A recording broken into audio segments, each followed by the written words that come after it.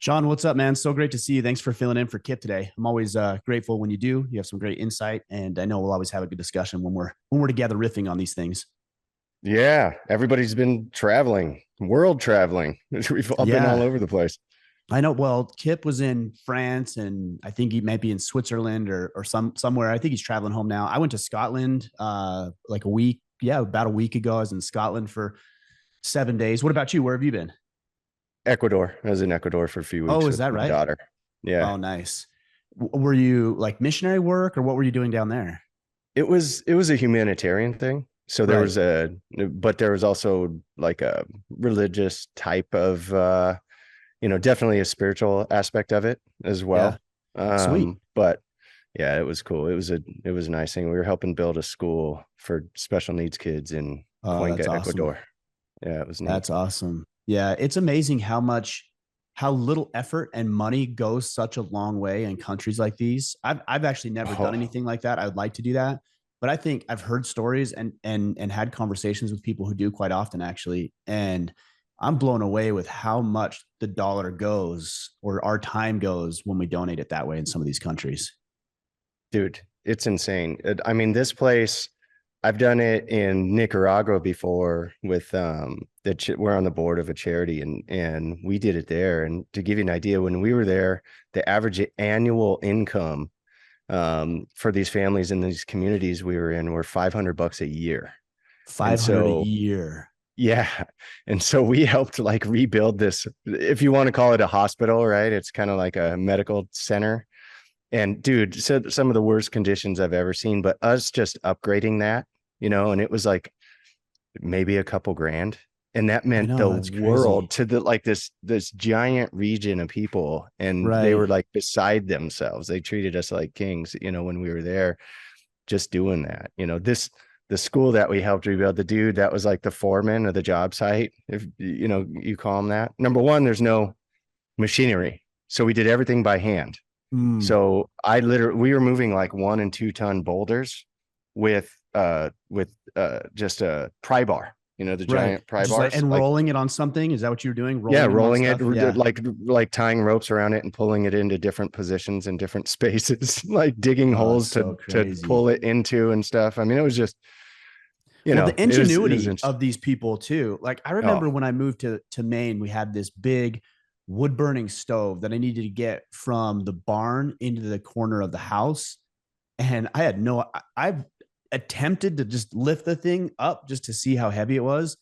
And these things are they're heavy. I mean, I don't know if it's 5, 6, 7, 800 pounds, but these cast iron wood burning stoves are super heavy. I called my neighbor up. He's a longtime New Englander. I call him up and he knows how to do everything. And he comes over and I'm like, hey Ben, I need to move this thing. How do I move it? He's like, oh, it's easy. We just get 3 PVC pipes, put them in front, put it on a board, and just roll it and just keep rolling the PVC pipes. And that's what we did. I never in a million years would have. It's so dumb. It's so simple.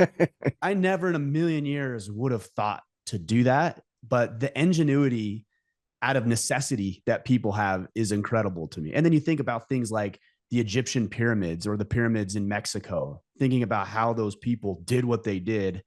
Even in Scotland, you see monuments and cathedrals and castles built 1,000 plus years ago. And the architecture and the craftsmanship that goes in the cathedral in Glasgow that we went to was unbelievable. I think it's it's the oldest amazing. operational cathedral in Scotland, if I remember right. And it's beautiful. We don't even do that now, let alone 1,000 plus years ago. No, yeah. And Wild. that the fact that they spent the time, that Right. do it is on top of Right. that is ridiculous. Yeah. Yeah. Well, should we Yeah. get into some questions today? I mean, that's the point of being here. We're 10 minutes deep into this thing, but let's get into some questions. And these ones we're fielding from, I believe we did the Facebook group on these questions. So if you're interested in having some conversations, these are generalized conversations they're having in the Facebook group, but you can do that at facebook.com/groups/order of man. And if you want to have more detailed conversations that are oriented towards action with built-in accountability, then go sign up to be notified when our exclusive brotherhood, the Iron Council, opens back up in, let's see, I think it's August, middle of August, I believe is when maybe middle of September. I think it's middle of September, somewhere in there. You just sign up and you'll be notified. Yeah. And I mean, if I could add to that, as far as the questions go, you can see it in today's questions. Not that they're bad questions or that they're better. They're just not as detailed.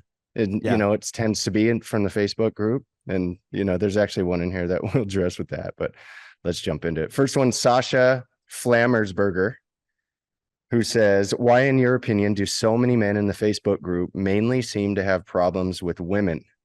Greetings from Germany.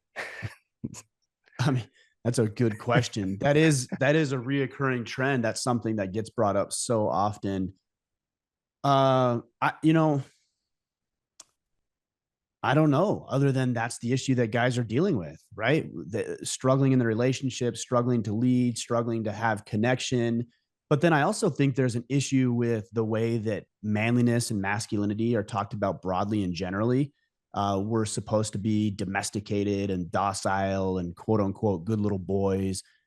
We're raised that way from the time that we're little. Sit down in school, shut up, color within the lines, do what you're told, sit here for 8 hours. If you show any sign of energy or boredom with the current system, Hmm. you're heavily medicated and sedated. It's rough for specifically for boys. If you want some good information on this, you can check out Dr. Leonard Sax's work and Dr. Warren Farrell. Warren Farrell has a book called The Boy Crisis, and Dr. Leonard Sachs has a book called Why Gender Matters and Boys Adrift. And all three of those go into depth on why the educational system is really failing our young men. All that to say is that we have generations now, multiple generations now, of men who are raised not like men, more like a feminized version of a man. And it doesn't resonate with women. We're told Yeah. that it does. We're told that, oh, this is what women want and this is how they, but then if you actually look at least anecdotally, and we can get into the evidence, but I can even tell you just from an anecdotal level, the messages I get from women are like, I really want my husband to step up. I really need him to lead.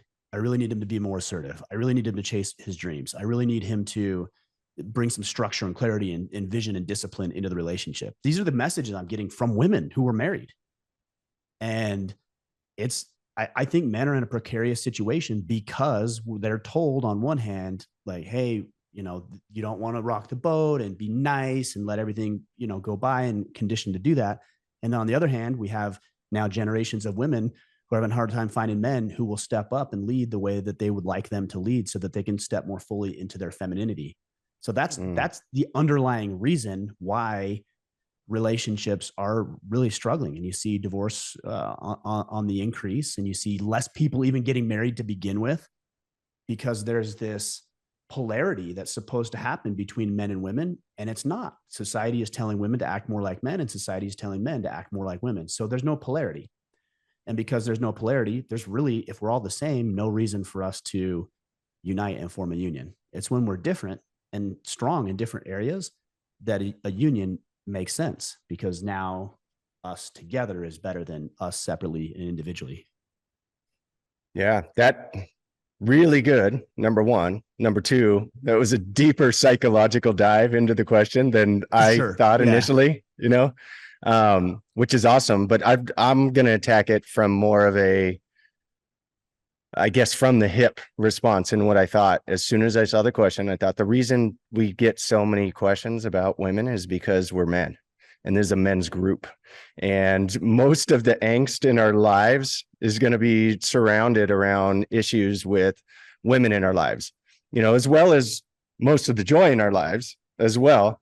But most of the issues I think that we deal with as men are surrounded by woman issues. As if you're single, it's, man, how do I find a partner, right? And how do I find the right one and then when you are in a relationship, then it's, how do I make her happy? How do I keep her happy? How do I, right? And that's a constant struggle. And so the bottom line answer is, it's never easy when we're dealing with the opposite sex, because we're so different, and we're different by nature, all the things you were talking about. And because of those differences, it causes issues in our lives. And because we have a public forum now, I think there's such a rise in divorce and everything. Part of that is also because of things like social media, where Now we have these voices that we listen to, and we don't know which ones to clearly listen to. That's where you mentioning places like the Iron Council are so important, because you have a group of men with what should be similar values to yours, helping you through that process and helping you step up, like you were talking about, in different areas in different ways. And it's any public forum. Now there's going to be more things expressed. So I don't think necessarily that there was less of those things. Yeah, the divorce rates were less and everything else. If we went back 50, 60 years, that divorce rates were less, but it doesn't mean that the angst that we had with women in our lives was less. There's just more of a place to talk about it now. And generally in settings with other men in the past, you didn't actually, I won't even say you didn't talk about it, because I think that's what men talked about most is, oh man, my lady's doing this to me at the house or whatever, right? And at the barber shop, they'd all get the together barber and jack shop, job at the about women, bar. money, and politics. Yep. I mean, and so, that would be my answers. It's because we're men and this is a men's group. And so there's always going to be issues with women in Yeah. any group of men that are speaking to each other. Yeah, I thought that was a good point. Is, between that and money, those are the issues that drive our decision making process. Money and women, right? For better or Yeah. worse. So that's what we. There's also and you alluded to this. There's just a lot of horrible advice out there. Oh, geez. Specifically for men about, women are bitches and women don't deserve, and men going their own way, and extreme red pill type mentality. And there's no collaborative efforts. There's no desire to, or at least no conversation, or very few, I should say, because we talk about it, but very few Mhm. conversation about serving the woman in your life, but also making sure that she's capable of serving you, and having a reciprocal relationship and adding value in each other's lives in specific and unique ways to each other. But the mainstream narrative is, forget about women. Women don't need men. Men don't need women. Marriage is outdated. It's antiquated. It's unnecessary. So this is the messaging, and we're reaping what we sow. Yeah. The effort, right? That the effort being put in for success in anything is being downgraded in all Right. conversations. Yeah. Yeah. Cool. What's next? Yeah. All right. Joe Marino asks, Ryan, Kipp, where do you recommend keeping firearms in the house? I know some guys who have a cabinet for their rifles, but also keep a handgun unlocked by the pillow or nightstand. Just wondering what your preference is for what you like to lock up and what's more accessible. Also, are there any firearms you recommend in general? Sounds like he's trying to figure out where my firearms are in my house. I don't know if I want to answer this question or not. No. I mean, I've got our rifles and our shotguns and several pistols in my safe in my bedroom, and so I've got it all locked up. I'm the only one with access to that, the code to that. So that's where the 99% of my firearms are. I have one by my nightstand. I can see it right now. In fact, let me just grab it real quick.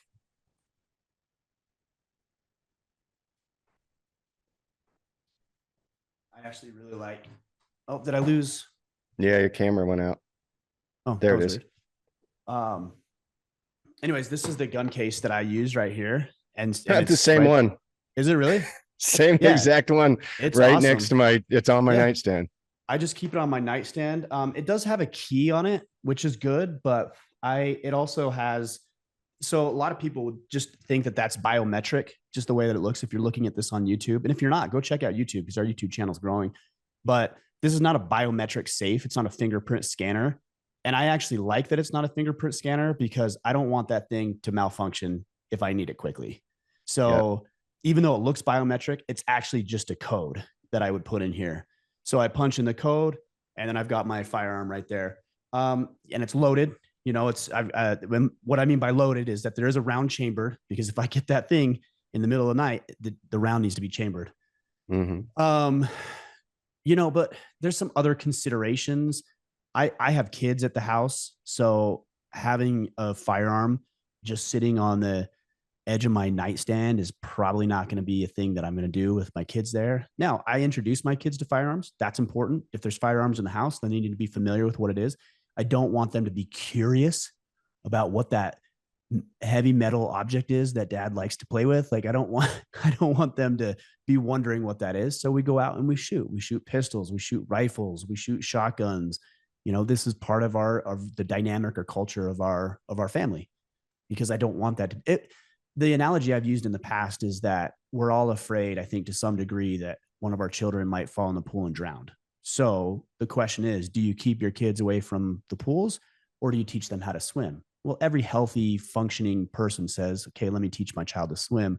So if the situation arose, they'd be able to take care of themselves, you know, and not die.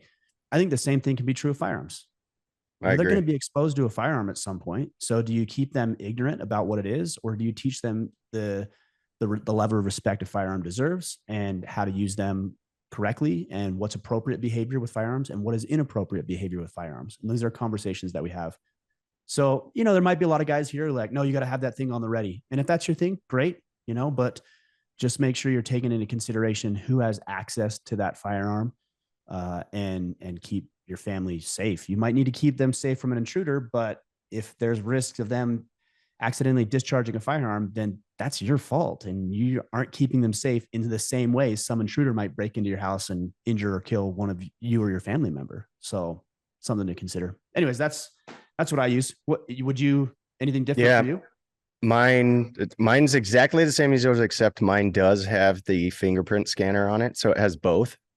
Okay. And it's just, I mean, the thing is so fast that that's the first thing. But if it does malfunction, then you hit the code, you know, and you're talking, it costs you a few seconds. But it's the same thing. And then yeah, I have my safe has all my other weapons in it, but I keep everything in the safe for exactly what you said, just because the kids being around.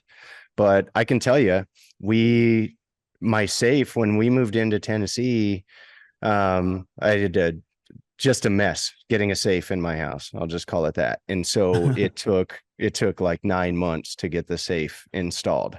So during that time, my guns were sitting in their bags, you know, and they were, or in cases, and I had locks on the cases, but still um, accessible if any of my kids wanted to get to them, and they knew what was in them. They didn't touch them a single time. And I think the reason for that is, like you said, we go shooting enough. Right. And so there wasn't a desire to check it out. Let's check out the Mm-hmm. gun. They didn't have a desire to show their friends. So I agree with everything you said, but I think I would also add to that. I think hunting has helped a lot with that. And I don't know if you have seen this, you know, taking the boys hunting, but their respect for life was went up. I mean, I can't even really quantify it, and their respect for life and its increase after introducing them to hunting. And that's been every single boy to a T. Even my 8-year-old, I took him out hunting with us. We went hunting for pigs in California. We were night hunting. And so we actually did some with the night vision goggles and stuff like that. Oh yeah. And as cool as it was, and as cool as he thought it was, he really distinguished the clear line between, you know, video game violence and actual violence and taking a life, and what that meant, and you know how there was a living thing that's no longer living anymore. And so just their respect for what those do as a tool increased. And so again, it decreased their desire to play with them, Right. because they understand that they're tools, that they're They're not tools, not toys. toys. Yeah. Yeah. And so that lesson was the most valuable part in the way that we keep our weapons, you know. And Right. now, I mean, the safe is just an extra added layer that now I really don't have to worry about. But you know, Well, and I think it's important.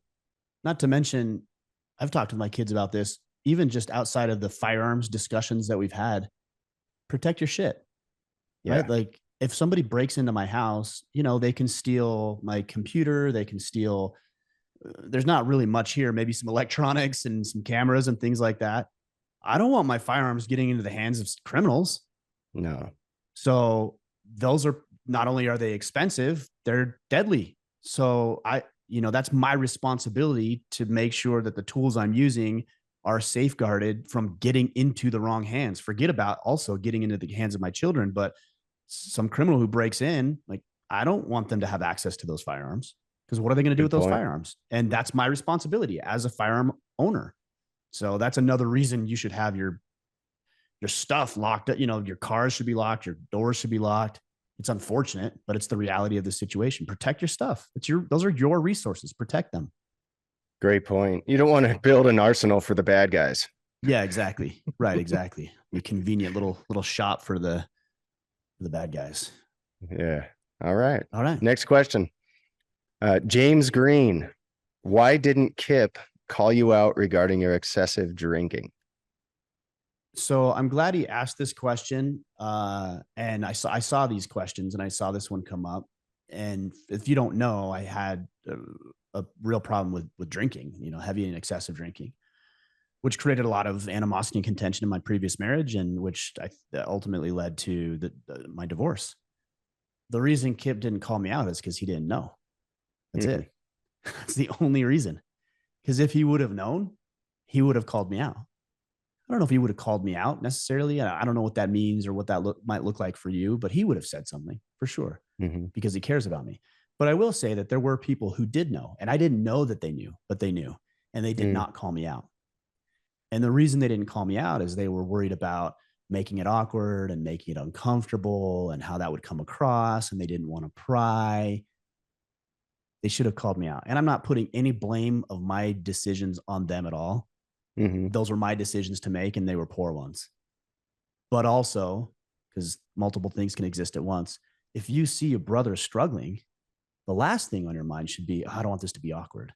Like, you see Mhm. somebody struggling with something, whether it's drinking or drug abuse or pornography addiction or just their behavior. Maybe they're stepping out on their wife, like just behavior in general. If you see any poor behavior in a brother of yours, then it is your responsibility to bring that up. And that's how you know you have a true brother, is that Mhm. he's more worried about you than he is about the relationship with you.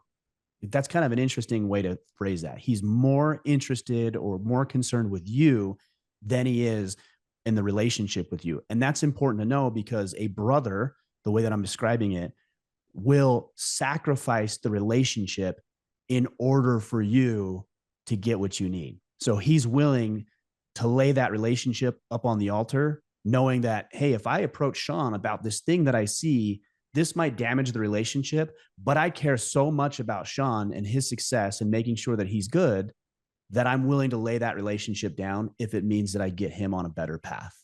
That's how you know you have somebody who really actually cares about you. And that's a very difficult thing to do. And it's very rare to find in somebody. So, what I would suggest is, number one, be that for somebody else. If you're that for somebody else, you're actually giving them permission to be that for you. If you do find somebody who's that for you, don't screw it up by responding negatively or blowing up the relationship every time this person comes to you and calls you up. Because it's easy to do that based on our ego. Oh man, every time, Sean holds me accountable for these things, and it's frustrating. Okay.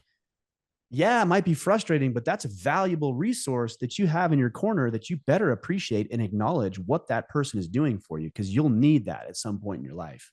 So again, be that kind of person, acknowledge those kind of people, and do whatever you can to keep those people in your corner, because those people are really going to save you, or at least serve you, when you're making poor decisions. And you will. We all will, and we all do.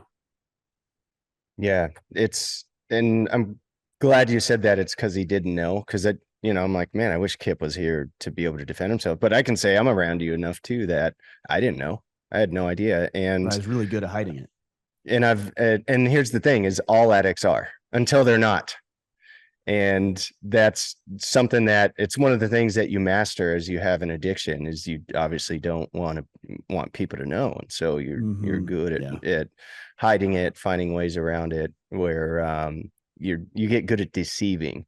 And I mean, I was in enough intimate places with you, like hunting, right? If we were in a position where we went hunting together, even the friends we were with were, drinking, doing other drugs, and doing things that we didn't participate in. you didn't participate in. And if you did, maybe I was naive, but I didn't see that. And I'm pretty sure you didn't. And so, I never saw any problem there. But my understanding before going on that trip was that you didn't drink, you didn't smoke, you didn't, participate in any of those things. But I can guarantee you that if I did see you, I would have at least brought it up. I'd have been like, oh, hey, I thought you didn't drink. Is that a new thing? Is that a recent thing? And, I've heard you say in the past that you didn't. And I would have asked, at least dug a little bit to see like, hey, are you slipping down a path? Is this a rare thing? Is this an Right. occasional thing that you do? I Yeah. would definitely ask those questions if it seemed like something out of the norm. And I think you're right. I think most people are not willing to. And most of the time it's not brought up by the people in our lives that will, because when you know that you're around the people that will, you tend to hide it even more. And so Yeah. it's, I think there's that's the hard another, part. I think there's another lesson in here too. Guys, we all have people who are important in our lives. Might be your wife, your kids, colleagues, coworkers, friends, brothers, dad, cousins, whoever, neighbors. You need to watch those people. I think we as men are to be shepherds. We are to watch over our flock if we're going to take a biblical approach. That's what we're supposed to do. You're supposed to watch after your family. You're supposed to watch after your neighbors. You're supposed to watch after the people that you have responsibility for, and also for the people that you care about. And you better be vigilant in that, because people are hiding things. And it's not even nefarious, by the way. Like, they're not, in a lot of cases, they're not doing it to deceive you. Maybe there's shame and embarrassment, like there was around my excessive drinking. There's a lot of shame and embarrassment around that. So I wasn't trying to deliberately be deceptive and deceive the people I cared about. I was ashamed of my behavior. So we hide it. And it might not even be shame. It might just, or excuse me, it might not be that. What I'm trying to say is that it's not always nefarious. There's just things that people are dealing with. For example, I mean, I talk with guys every single day who are dealing with relationship issues. And I know for a fact, that these individuals have people in their lives that are closer than I am, and they don't know anything about these relationship issues and struggles this person's having. That's a problem. Yeah. Either you're not disclosing that to your people, and you should, because they can help you, or your people aren't paying attention and or are not willing to have difficult conversations with you about it for multiple reasons. So if you are a brother to somebody, and you are, whether you think you are or not, you have a responsibility to look for what people are struggling with. And if you see any sort of even just behavioral difference in habits, difference in their inflection and tone of voice, then bring it up. Like you said, hey, is that an occasion? Like, I didn't know you drank. Is that an occasional thing? Is it, that might just be enough for me to say, you know what, Sean? Yeah, man, I'm really glad I'm actually having a problem. Mm. I may not have done that. I don't know, but that would have at least opened the window and allowed me to step through that into a path of recovery, maybe sooner, maybe soon enough for me to salvage my relationship or other parts of my life. Yeah. And who knows, but all we can do is at least offer. Right. And I think it's, as you said that, I thought of most churches, most places that you're involved in, even a lot of work sites now offer help for people, struggling with addiction for different things. And I've had this discussion with people, and I'm like, well, have you gone to your bishop, to your pastor, to the, I know your church has this program that helps with that, and it's free, and it's confidential. And so have you gone to them? No, I didn't go. Well, why not? Well, I don't want them to know, because I see them every week. Because like someone's I got to get it. know. It's like, I totally get that, but at the same time, nobody's helped by you hiding it. So, Yeah, for yeah. sure. Yeah. All right. Next question. Carson Wheat. How do you as a man think you balance apathy and emotional availability? This week was a bad week for me. I've injured my foot. My daily commute car broke down, and then my wife's car broke down. This was very distressing to her, but I did not want to show panic or frustration. So I bottled my emotions. And when the storm passed, I aired my frustrations. I think I come across as apathetic when in reality, I don't want to add to the anxiety in the room. This is a good question. It is a good question, but let's not conflate. I think your motive is accurate. I don't want to add extra anxiety to the situation. Like that's a healthy, especially for men. That's a very healthy motive. It's a But that's stoic not thing, right? apathy. It's just not. Well, and we can even talk about stoicism. So many people have a misinterpretation of stoicism. So many people believe actually that stoicism is the lack of emotion. It's not. It's the Yeah. control of your emotion. That's It's I understanding what your emotions are about, what you're feeling, what you're experiencing, and then using them as a factor in your decision making process. Not the only factor. You're not making rash decisions. You're not reacting to them. You're using that as feedback for a response to a situation. And yeah. apathy is just a lack of interest. It's a complete disregard for the way somebody else might be feeling, or a complete disregard for the situation you're in. That's not what we're talking about here. You're very interested in it, and you're trying to be emotionally mature enough to be the rock that people might need you to be. Go ahead. I have some more things to add, but add what you were going to say too.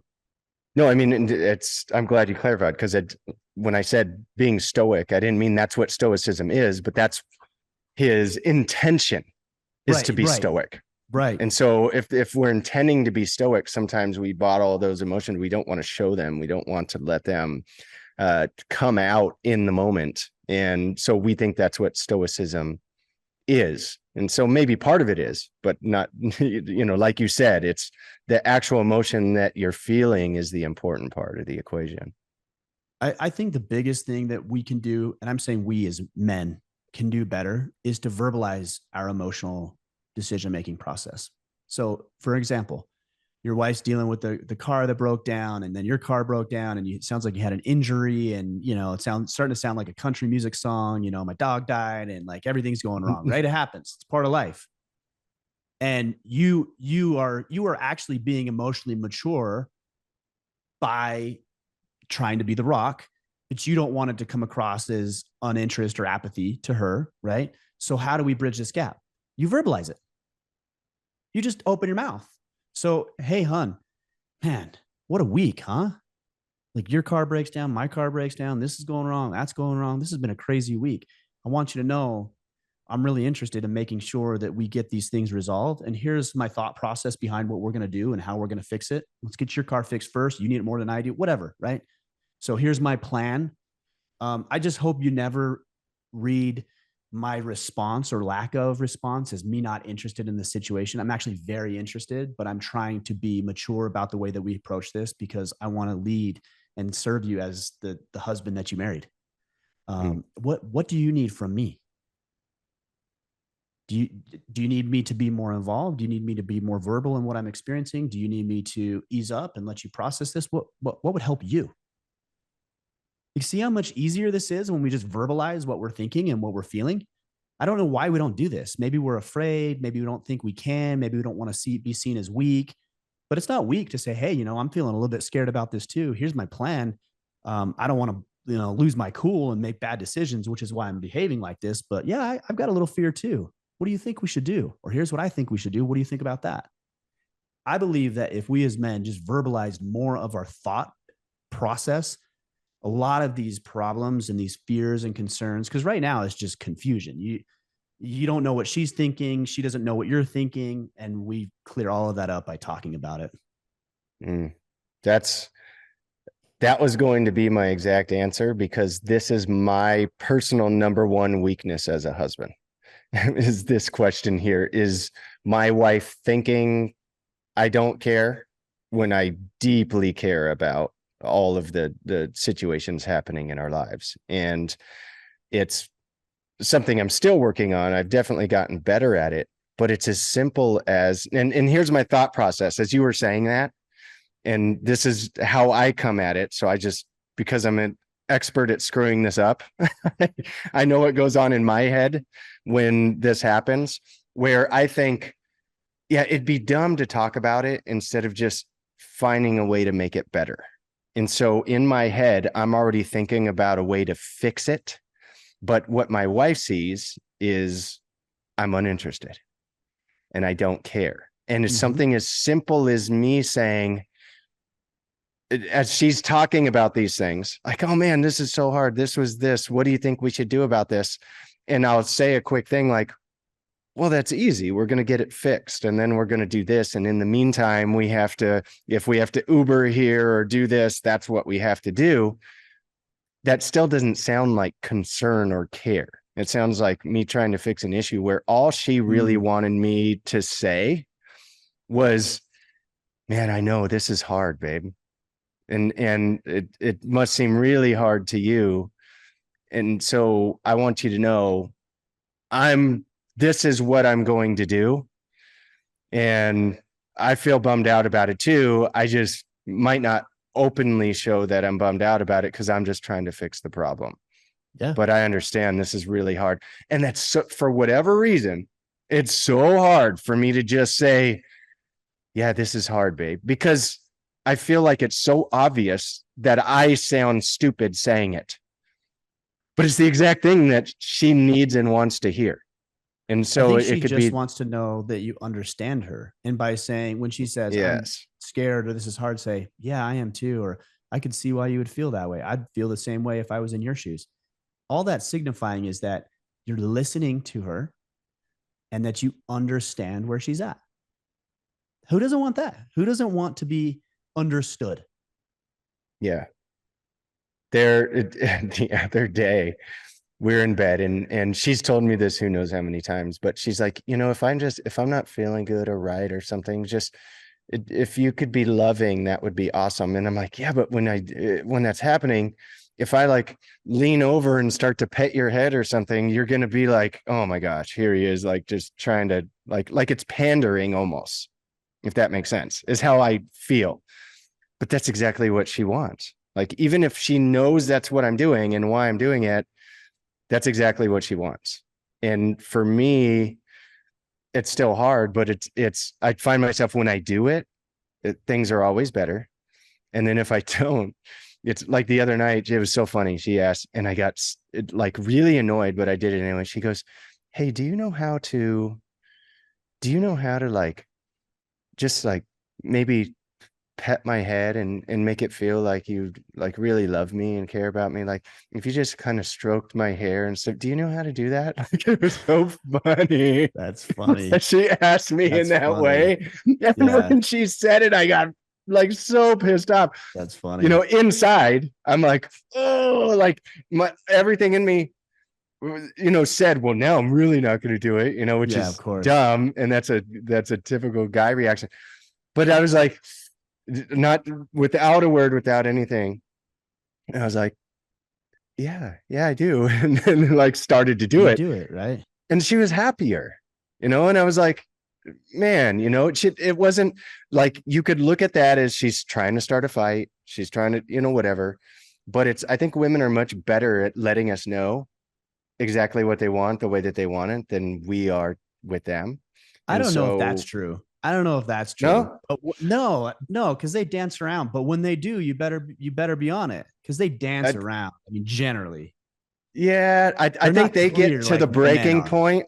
I think they get to the breaking point um, with less heat than men do. I think when we get to that breaking point and make it clear what we want, it's a lot louder. And so I think they get, in their frustration, they get to the point, a little more subtly in better places than we do, is maybe the way to say it.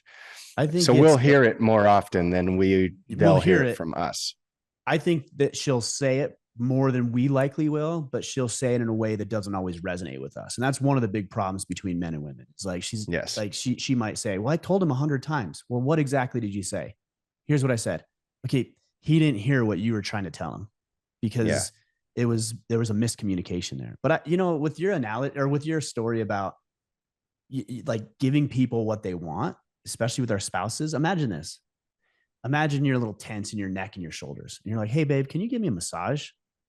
And she's like, yeah, sure. What's up? I'm like, I'm just long day. Like, man, just hit my shoulders, hit my traps, hit my neck right there. And she's like, oh, okay.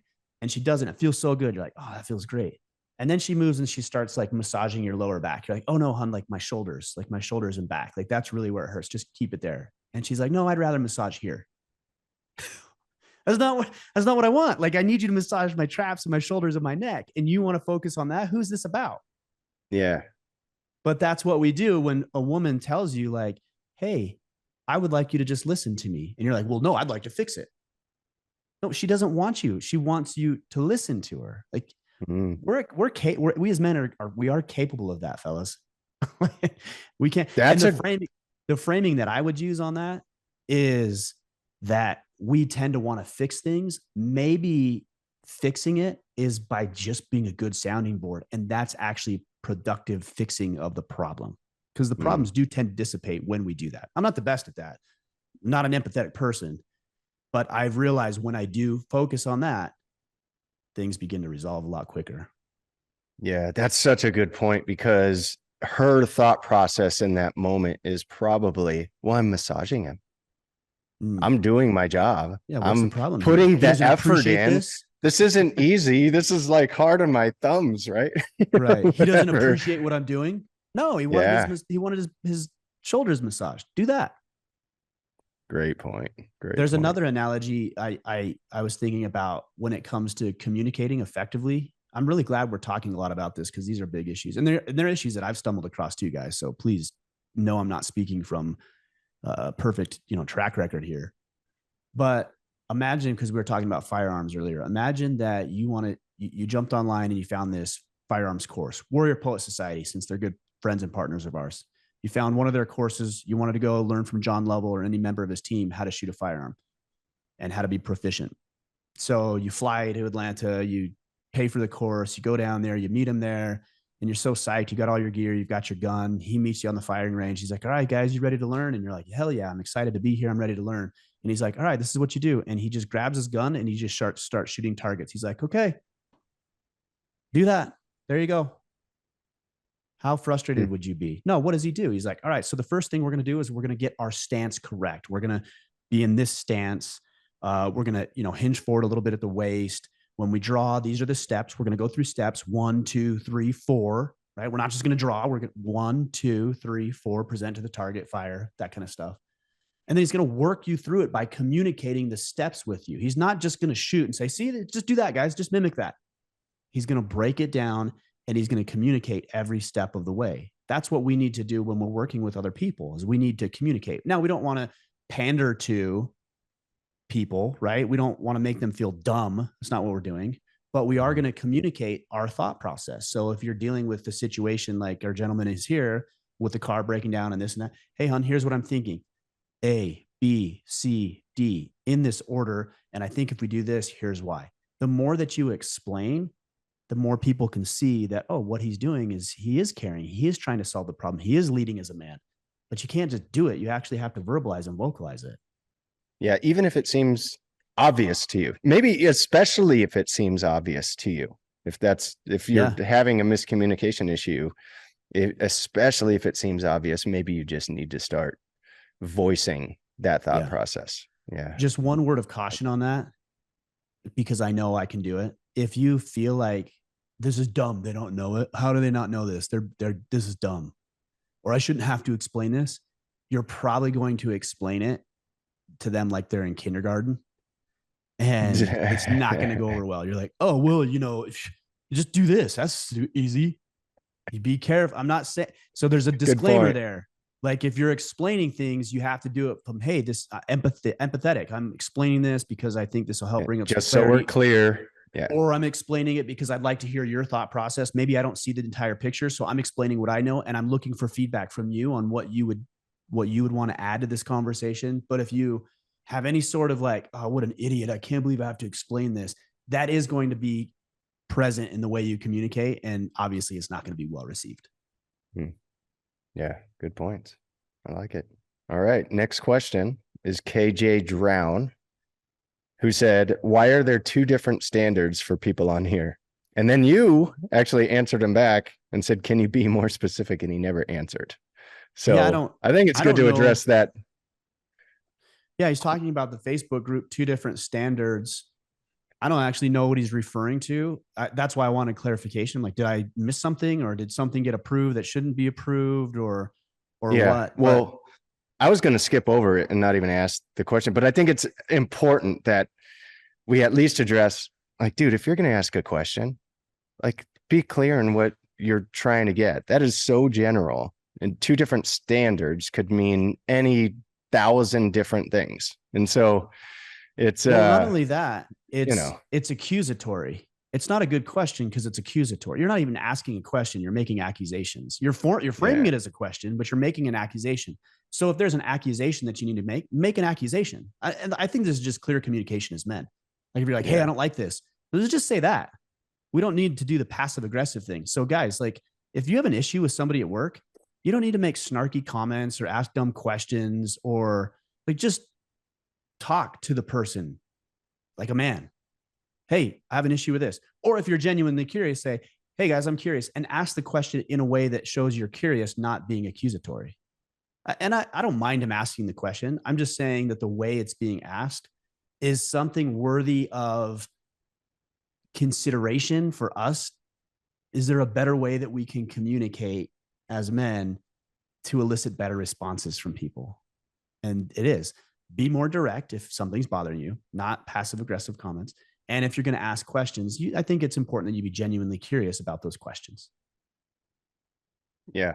It's, it also leads into how we've been trained to think one way or another, and then have this expectation that the group that we're going to engage with is going to be completely in line with all of our viewpoints, or if you want to call them standards, for the way we live our lives. And then when it doesn't meet that expectation, we're disappointed.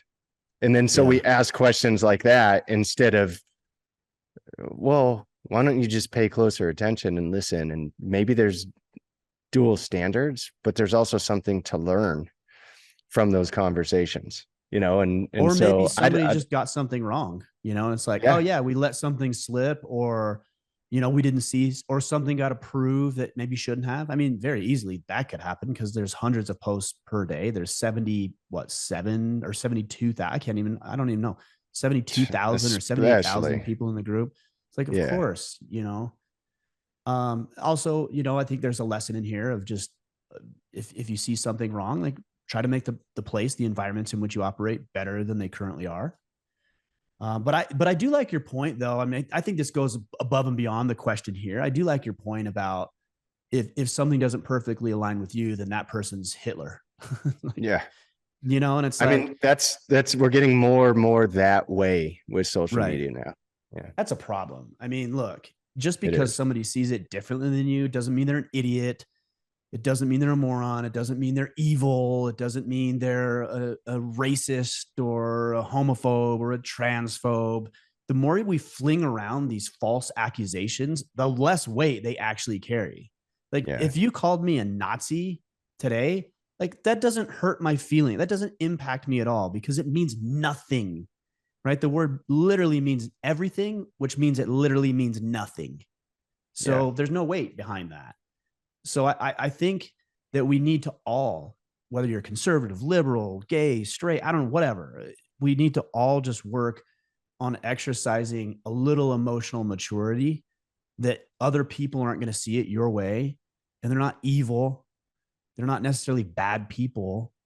They're not even out to get you. They probably don't even think about you. They just mm, see it differently. And maybe you can have a good conversation, and one of two things could happen. Maybe you'll see something differently you never saw before, or maybe they will because they're talking with you. But you can't do that if you shut it down and call them evil, or they're horrible, or they have these malicious intents. Like most people don't. They just see it differently than you. yeah, yeah. And you can all be better, regardless. So Yeah, but if you play into it and you're like, oh, well, this person, and you just start flinging around these accusations, like even we as men do. We say we're above that and we're not. Snowflakes is the one that gets tossed around. Man, yeah, people who use that term are often the biggest snowflakes are out there. yeah, they're They're the easily ones who get offended. emotionally riled up at every little thing, and now they're flinging insults, and they're just projecting on their own personality. Yeah. Yeah, I agree. All right, let's move on. Bob Ross, what provisions have you put in place if you were to meet an untimely end for your wife, family, children? I know each individual will have different dynamics, but what steps have you taken to provide for your crew if you were to die tomorrow? He said, thanks for all you do. Keep up the amazing work. By the way, Kipp is the man. Kipp There is you the go, man. Kipp. Kipp is the That's man. true. That's always going to be true. Um, Look, a couple of things. You're more immersed in this world than I am, and I'm not going to get into specifics. I'm actually going to give you one that maybe a lot of guys don't think about. But number one, life insurance, crucial. You need to have life insurance. I'm not going to get in the debate of universal, whole life term, whatever. Just you need life insurance. Okay. You can talk with you or one of your guys or somebody else about that. Mhm. But life insurance. Number two, will and or trust, depending on the complexity of your situation. I have a trust. Some of that's being updated based on my, personal situation, but I have a trust that will either own my assets or be the beneficiary of other assets, depending on what those assets are for legal reasons and tax reasons. You can talk to an attorney about that. Another one, so you've got will trust, you've got your life insurance. The other one that I would have in place is advanced care directives. So if you become incapacitated and Power let's of say you're in a attorney. coma, who's going to make your decisions? Can you have a power of attorney in place so that somebody can make financial decisions on your behalf if you're unable to? That's really important. The other thing is, so that's three. So the fourth one I would say is make sure that the people you love and that would possibly be impacted by your death know where all your shit is. Like, where is your life insurance paperwork? Where are the titles and deeds to the houses and cars? Where are the passwords? How do we access bank accounts? Like, if you die, they need to be able to have access to all that stuff. Who's your insurance agent? Who's your attorney? Who's your CPA? Do you have all that stuff listed out so that she would have somewhere to go? Who's your financial advisor? Does she know your financial advisor? Is she making financial decisions? Is she privy to what's going on in the bank account? A lot of times not. So those are the financial things. So making sure your people know where stuff is, life insurance, will and or trust, and then your power of attorney / advanced care directives. The only other thing that I would add to this, and I'm seeing this from a different perspective because I got a message. I might get emotional here. I got a message about a month ago, maybe 2 months ago, from the wife of one of my podcast guests who had died unexpectedly. Chris Mm-hmm. Elise died unexpectedly. His wife reached out, and I won't share the email or the message because that's between her and I. But the underlying message was one of gratitude. She was so grateful that I had Chris on the podcast because now she can go back and she could listen to that podcast. She could hear his voice. Mm. She could hear his thought process. She could hear the passion and enthusiasm. She has something real that she can listen to and that she can watch and see her husband who passed away, who she no longer has access to in that way.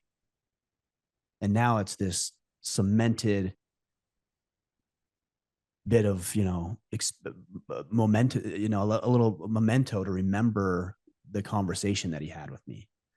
And that's one thing that's really powerful about my podcast is that if and when I die, the people that care will have access to thousands upon thousands of hours of me listening to me, my thought process for better or worse, but they'll always have access to those files. And that is really, really powerful. I bring that up because there might be an opportunity for you to write letters, for you to record videos, for you to document even vacations. So family has that, for you to take pictures. Like, I'm not a big picture taker when I'm on vacation necessarily, but I'm like, man, this is documentation. Like, you never know. Somebody might want to look at this if I'm gone and have access to this stuff. So I think having a way to carry on your presence to some obviously lesser degree would be valuable too. Yeah. Journaling, as you said that, Journaling, which I'm yeah, not for sure. great at. Yeah, yeah. Yeah. That I think you nailed it. That's everything I would have said. The only thing to add to it, just because you mentioned it, as far as the life insurance side, because he specifically is talking about how do you take care of your children, your spouse, the people closest to you in your lives. Life insurance is the only thing that can replace you financially, and immediately. And so I think should be less of a debate of which one you should get. And it's more important that you have something. Yeah. And I think the ideal is to have it all. Cause as you said it, I mean, I'm obviously in this world and sell all types that they make. But I have permanent coverage and I also have temporary coverage. I have term policy and they have death benefits and living benefits. And so the ideal is that you have all of those things so that you're covering all of your bases. Now, if you're not in a position where you can afford to have all of those things, and mine will last indefinitely. Like as long as I live, this stuff will be in place and it's going to provide a death benefit to my family. And then the temporary stuff I have is going to run out at some certain point, Mm-hmm. and so there's reasons for having both. And I have that and I have those bases covered. But if you can afford both, then get the one you can afford. Yeah. Because the most important thing is that you're covered at least now. And that, because the worst thing you could have is no coverage, Right. and God forbid. And so, I think we tend to make excuses of what it's like the living trust. Well, it costs, $3,000, $4,000, $5,000 to put a living trust in place and to have a living will and power of attorney and all those things. I don't know if I have that money. Well, yeah, but again, that could be more of a priority than maybe getting a new, nicer car for you to drive, on your next major purchase of things. Maybe you just line it up so that you can afford it and get in place because, until you're faced with it. And that's one thing after doing what I do for 24 years, I've dealt with hundreds of people's lives and, being able to provide coverage for them. But it's the first thing people ask, is that policy still in place? Yep. Right. And then after that point is, okay, what do I do with the money? Right. How do I do it? How do I disperse it? How do I make it last? How do I, and so the more clear you can be in those things ahead of time with a trust and a living will and those, I can tell you for my trust, and I don't know if this is your experience, the hardest part of all of it was who's going to take care of my kids. And that's Mm. changed several times. We're about to change it again. If we die, if the both of us were to pass at the same time, who takes care of the kids? Right. And that's something that you don't want to think about, but if you're really doing your due diligence, you have to consider. Yep. Right. And so Yeah.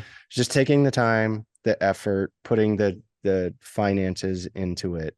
And it's part of right behind me, right? Protect, provide, preside. It Exactly. Even embellishes in all of death. those things. Yep. I Yeah. would also Beyond. say just one little quick note is even if your wife doesn't have any income, you should probably have some insurance on her too. And I've thought about this, like Yeah. Thanks for pointing that out. Yeah. if that were to happen, if she doesn't have any direct financial contribution to the household necessarily, but if that were to happen, I can't imagine like having a wife die on Saturday and you're like, oh, cool, Monday, up, ready for work. Hmm. You've got 3, 4, 5 kids. You're like, hey, kids, Monday, you guys go back to school and, but daycare. You're in daycare now, by the way. Like, mom's not here. So you go back to daycare. You'll be all right. Now I'm going to go back to work. I got to get work done. Like, come on. Is that what's going to happen? No, of course not. There's going to be a period of time where maybe you need to take off a few months, and maybe your kids, you don't want to rush your kids off to daycare, or maybe you want to pay to bring somebody in so that they're here in the house and there's some more congruency, especially in one of the hardest, most tragic times in their life. You can't replace what her or what you bring to the family dynamic as far as love and discipline and support and vision, but you can take care of the monetary piece. And that's something that we should be highly, highly considering as men. Yeah. I'm glad you brought that up because I can tell you, I can't think of many times that I've sold policies to a family and a husband and wife haven't both gotten coverage. Of It course. almost never, regardless of who makes the money. And that's the Exactly. conversation every time. Right. Yeah. And they're like, oh, well, we have our family. They'll step in and they'll help. I've heard that one.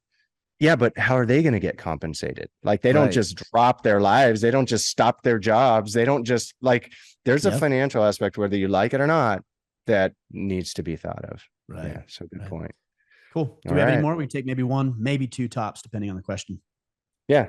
There's two more. Let's try this first one. Michael O'Neill. What are some pointers on leading men in the workplace and improving employee relations?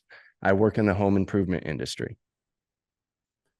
Yeah, I mean, look, we could throw out the advice of, lead by example, and you should do that. There's a reason everybody says that, is because you should. But I think this goes back a little bit to the question we were talking about earlier with vocalizing and verbalizing your thought process. The more that you can create a culture of open dialogue and communication, I think the better the work environment's going to be. Because if that's not happening, there's a lot of assumptions happening. And when we make assumptions, they're typically not favorable assumptions. Like if we had so for example, if you or I showed up late to this podcast meeting, I wouldn't think, oh, he's probably enjoying breakfast with his family. I would think, what an asshole. Like, he's supposed to be here and he's leaving me hanging. He's probably been on the shitter too long, or, he's like got distracted with a project and he's like leaving me hanging, right? An assumption. Those are all assumptions. The one that I go with is usually not favorable. So the way that we mitigate assuming is by verbalizing everything and being open in our dialogue and being open with communication. And sometimes that means, very often actually, that you as a man, especially in the workplace, need to go first. It also means if you're in a leadership capacity, that you might need to bring two people to the table to have an actual conversation that might be somewhat contentious, because they might be having an issue going on and you're hearing from Bob over here and he's saying one thing and Joe's saying this thing about Bob. And here you are stuck in the middle trying to mitigate the two without them getting together and actually having conversations like men. So if there's an issue between Joe and Bob, it's like, guys, come on, let's do this. We're doing this right now. And let's have it out. Like, let's figure out what's going on. Here are the rules for engagement. We're not just going to start slinging insults and being dicks to each other. Here are the rules. Here are the boundaries. And so as long as we're within these guidelines, this is a conversation we need to have. And you know what? I think more often than not, Bob and Joe walk away with a new level of respect for each other, and odds are pretty good working towards a solution. I'm not going to say immediately everything's going to be fixed, but you're now on the path to solving problems. I would also say with regards to communication is that if somebody communicates with you, or I'll say it this way, if people aren't communicating with you, that might be a red flag that they're afraid to communicate with you, not because of their own issues, but because of yours. If you have a subordinate, for example, who comes to you or has never come to you or has an issue but works around your back, he might be afraid to tell you because of the way that you've responded in the past. So how are you responding to feedback? How are you responding to criticism? How are you responding to challenging circumstances? If it's not favorable, then people are less likely to come to you when you actually need them to come to you. So consider that. And the best way you can do that is to create stability in your response. You can't be up and down all over the place. Like, if you come with this news, I'm here. If you come with this news, I'm here. Any news that people come to you, you have to have a measured, calculated response. And the reason you want that is because you are setting a precedent for people. When I come to Ryan, here's how he responds. And there's safety in that. There's comfort in that. There's no guesswork in that. If your kids are worried about coming to you because of how you'll respond, whether you'll be super excited or blow up or whatever, they're just not going to come to you because it's scary. Uncertainty represents fear and risk. So eliminate the doubt and uncertainty by being measured in all of your responses, positive and negative, by the way. I would take it an extra step than that. As you said it, I thought it's important that in any working environment that you have some sort of I call it a code of honor. And the reason I call it a code of honor, I got it from a book.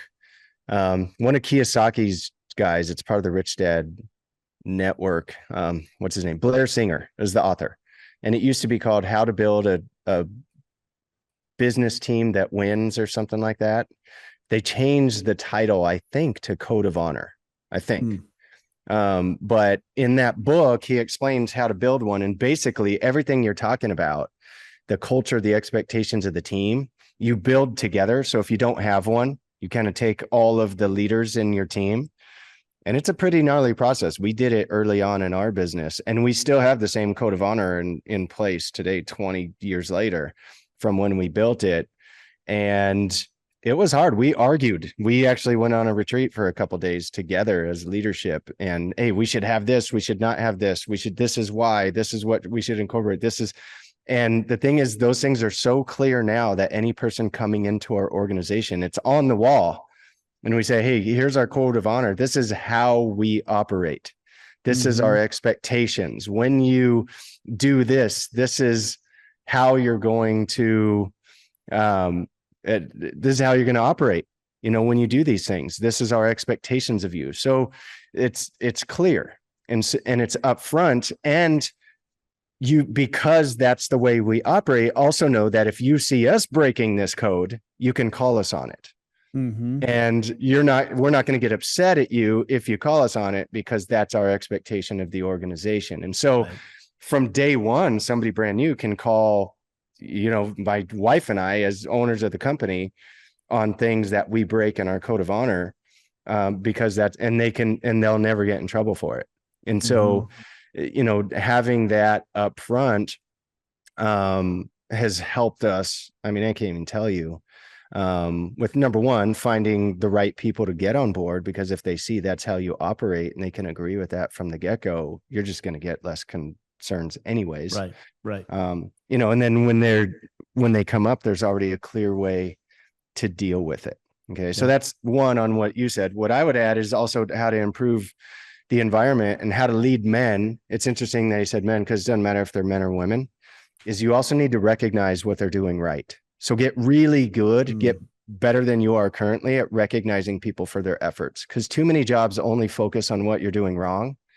You know, we've all heard the stories of the guy who showed up for, you know, 20 straight years, never had a late day, never a sick day, you know, and then they give him a little like plaque at the end of 20 years of like, thank you. You know, that's it. After 20 years, never along the way did they tell him he was a stud, you're doing awesome, you know, whatever, and how much further that could have gone. Now at the end of 20 years, he's mad that all he got was a plaque for it, you know, where it would have taken an easy, you know, someone recognizing.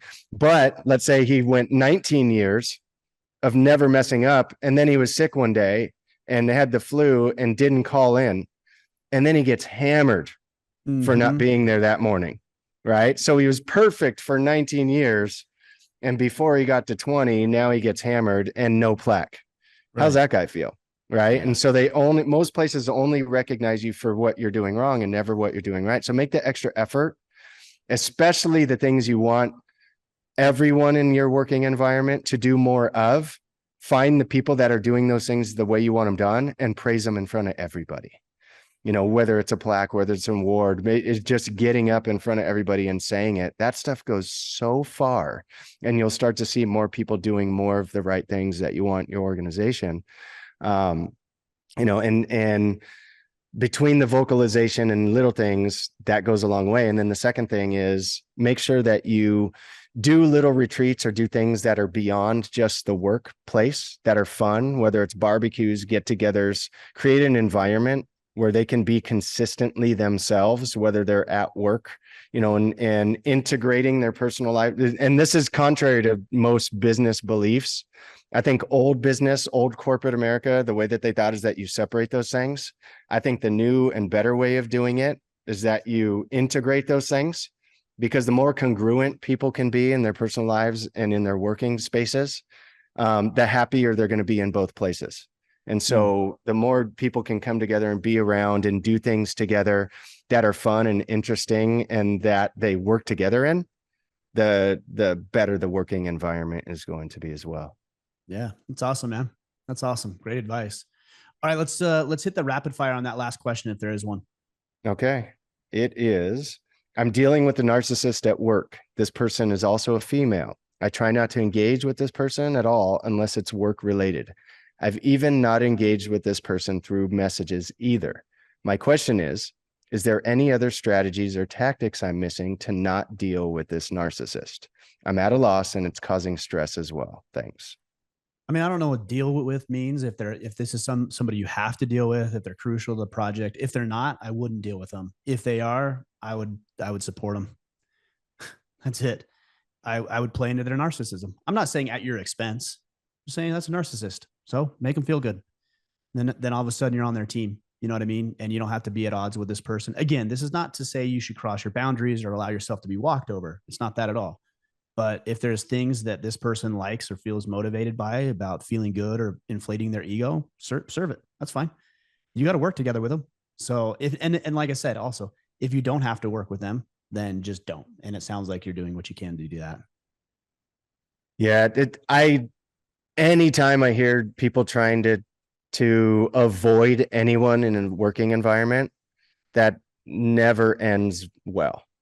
And so I think any avoidance is only temporary.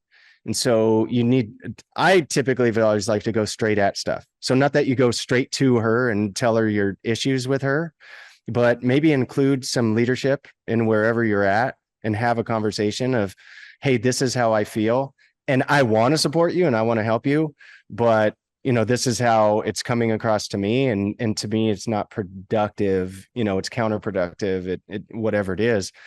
And include the leadership in that. Again, it doesn't specify if has any leadership capacity in your working environment.